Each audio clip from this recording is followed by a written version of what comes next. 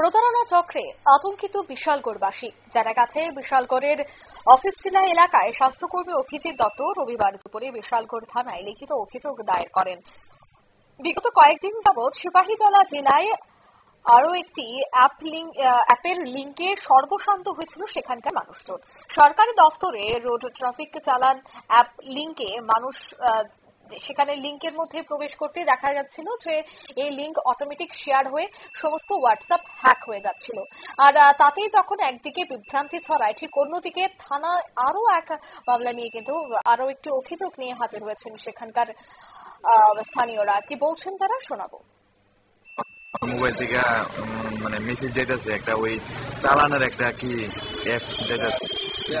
আমি তো এটা 1 মাস আগে আমার মোবাইলে আসলো কোনো একটা মোবাইল নাম্বার থেকে। তো এটা তখন তো ভাবছি কোনো একটা ট্রাফিকের কোনো একটা চালান হইব, এটা মাসখানেক আগে যখন নিউজ টিউজ দেখানোর আগে।